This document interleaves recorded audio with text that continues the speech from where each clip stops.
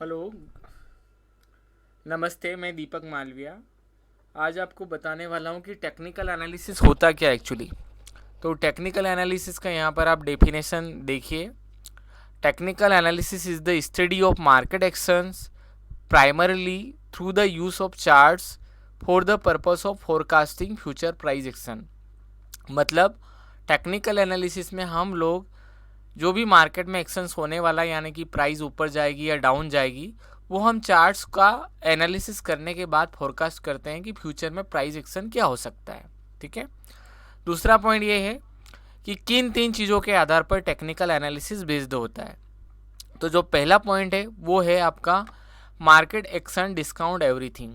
Means जैसे कि कोई, इसका मीनिंग ये होता है कि जो कुछ भी होता है, जैसे कि गवर्नमेंट का चेंजेस होना, जैसे कि बीजेपी की जगह कांग्रेस की पार्टी आ जाना। अब यदि वो हमारी इकोनॉमी के लिए यदि अच्छी है तो मार्केट ऊपर जाएगा, यदि वो बुरी है यानी कि उससे इकोनॉमी में बैड इम्प्रेशन पड़ेगा। यानी कि जब गवर्नमेंट चेंजेस होता है तो कई सारी चीज़ों में बदलाव होते हैं, जैसे कि पॉलिसीज़ में चेंजेस होना, टैक्सेशन रेट में चेंजेस होना, जीएसटी में चेंजेस होना, इंडस्ट्रियल जो पॉलिसीज़ होती उनमें चेंजेस होना। तो यदि हमारी इकोनॉमी के लिए बेड होती तो मार्केट गिरता है, तो वो ऑटोमेटिक आपको चार्ट में दिख जाता है। यदि बेड रहेगा तो आपको चार्ट में दिखेगा कि स्टॉक्स का या इंडेक्स का प्राइस गिर रहा है, डाउन साइड है। उसी प्रकार दूसरा एग्जांपल लेता हूँ कि मार्केट एक्शन डिस्काउंट एवरीथिंग का, कि कोई जियोग्राफिकल कुछ प्रॉब्लम हो जाना, जैसे कि कहीं पर भूकंप हो जाना। भूकंप होने से इकोनॉमी में डेफिनेटली गवर्नमेंट के लिए नुकसान होता है, राइट। कई सारे लोगों की जॉब चली जाती है, तो वो हमारी इकोनॉमी के लिए थोड़ा सा बुरा होता है। तो उसका इम्पैक्ट भी आपको डायरेक्ट चार्ट में दिख जाएगा। अब ये दो एग्जाम्पल हो गए। तीसरा चीज़, जैसे कि एक और, मैं इंटरनेशनल लेवल पर कुछ क्राइसिस हो जाना, जैसे कि अभी रिसेंटली आपने देखा होगा कि रशिया ने यूक्रेन पर वॉर अनाउंस कर दिया था, जिसकी वजह से मार्केट में काफ़ी उथल पुथल हुआ। तो उसका इम्पैक्ट भी आपको डायरेक्ट चार्ट पे दिख जाता है। तो पहला पॉइंट क्लियर।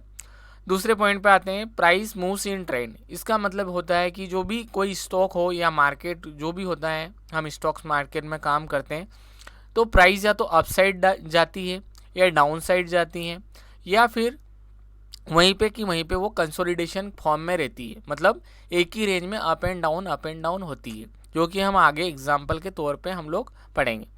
तीसरी चीज़ होती है हिस्ट्री रिपीट इटसेल्फ, राइट। यानी कि इतिहास अपने आप को दोहराता है। इसका मतलब ये है कि किसी स्टॉक ने यदि किसी समय पर कोई लो लगाया या हाई लगाया है, तो वो आने वाले समय में भी किसी न किसी डे को या तारीख को वो सेम हाई या लो, अप्रोक्स हाई या लो, थोड़ा एग्जैक्ट सेम नहीं होता है लेकिन थोड़ा ऊपर नीचे हाई और लो वही लगेगा। अब तीनों पॉइंट्स को हम चार्ट्स के द्वारा समझने की कोशिश करते हैं। जैसे कि मैं यहाँ पर चला जाता हूँ, यहाँ पर मैं 1 मंथ का चार्ट ले लेता हूँ, या 1 वीक का चार्ट ले लेते हैं हम। 1 वीक के चार्ट में हम, जैसे कि मैंने बोला है, पहला जो पॉइंट है मार्केट एक्शन डिस्काउंट एवरीथिंग, तो आप यहाँ पर देख सकते हैं कि ये है। यहाँ पर डेट देखिएगा 24 फरवरी 2022। 24 फरवरी 2022 को देखिए, 24 फरवरी 2022 से 16 मार्च 2020, और इसके बाद यहाँ पर देखेंगे 30 मार्च। ये वो टाइम पीरियड था जब कोरोना महामारी आई थी। तो ये हमारी इकोनॉमी के लिए बड़ा बेकार सा टाइम था, क्योंकि कई सारे लोगों का रोज़गार छीन चुका था और कंपनियां बंद हो चुकी थी। तो आप डायरेक्ट इम्पैक्ट देख सकते हैं कि मार्केट इस तरीके से गिरा। तो पहला पॉइंट क्लियर। दूसरा ये है कि प्राइस मूवमेंट ट्रेंड।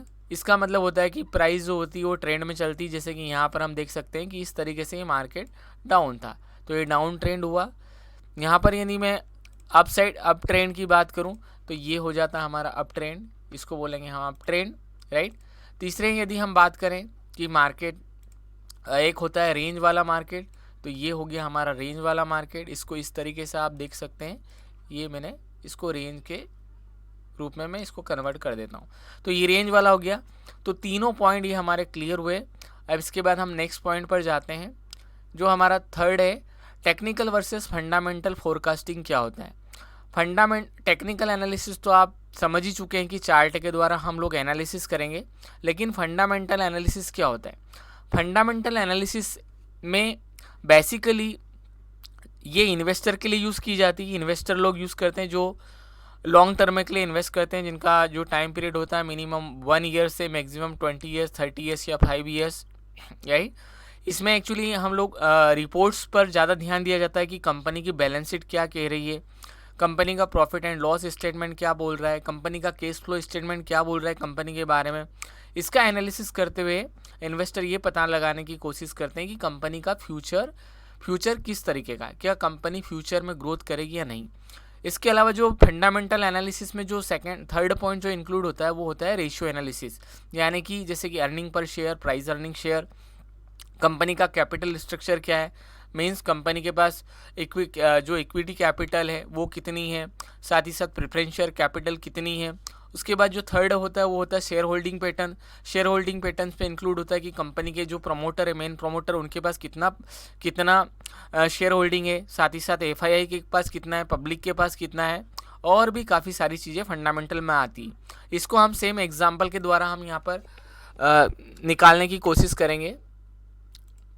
यहाँ पर मैंने मनी रेडी का वेबसाइट ओपन किया है। यहाँ पर मैं एक कंपनी का नाम लिख देता हूँ। सपोज एग्जांपल के तौर पर हम रिलायंस इंडस्ट्री का हम लोग एग्जांपल ले लेते हैं। फंडामेंटल एनालिसिस में जैसे कि यहाँ पर मैंने बताया है कि हम लोग बैलेंस शीट मतलब रिपोर्ट्स का एनालिसिस करते हैं। रिपोर्ट्स में आप देखिए कि कंपनी का पूरा रिपोर्ट से मार्च 2017 से मार्च 2021, इसमें इक्विटी शेयर कैपिटल कितना है कंपनी के पास, प्रेफरेंस शेयर कैपिटल कितना है, रिजर्व एंड सरप्लस कितना है, लोन फंड्स कितना है, सिक्योर्ड लोन्स कितना है कंपनी के पास, अनसिक्योर्ड लोन कितना है कंपनी के बाद, उसके बाद फिक्स्ड एसेट्स कितनी कंपनी के पास, उसके बाद नेट ब्लॉक कितना है, इन्वेस्टमेंट कितना है, कैपिटल वर्क इन प्रोग्रेस कितनी है। तो ये हम लोग एक फंडामेंटल एनालिसिस में यूज़ करते हैं। इसके बाद कंपनी का शेयर होल्डिंग पैटर्न जैसे कि मैंने बताया था, तो शेयर होल्डिंग पैटर्न में आप देख सकते हैं इंडियन प्रोमोटर्स के पास 49.11% होल्डिंग है। उसके बाद एफआईआई का दिख रहा होगा आपको, फिर banking, financial institution and insurance company का दिख रहा होगा रेशियो कितना है, जीडीआर एडीआर मतलब ग्लोबल डिपोजिटरी रिसिप्ट्स और एडीआर अमेरिकन डिपोजिटरी रिसिप्ट्स के पास कितना है, गवर्नमेंट के पास कितना है, जनरल पब्लिक के पास कितना है 8.52। इस तरीके से पूरा 100% शेयर होल्डिंग पैटर्न होता है इक्विटी का।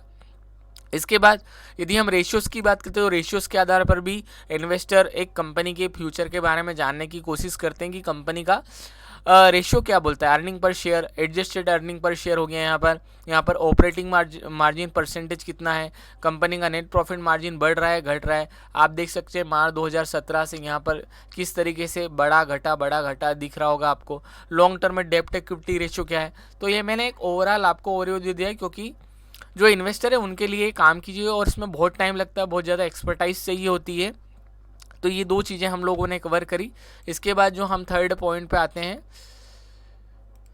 इसके बाद जो हमारा आता है टेक्निकल एनालिसिस कहाँ अप्लाइड होता है। तो आप टेक्निकल एनालिसिस को अलग अलग टाइम फ्रेम में यूज़ कर सकते हो। मैं आपको एग्जाम्पल के द्वारा आगे समझाने की कोशिश करूँगा।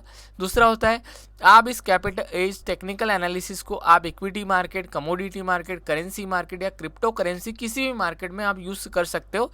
साथ ही साथ आप टेक्निकल एनालिसिस को एक इकोनॉमिक फोरकास्टिंग के रूप में भी आप यूज़ कर सकते हो।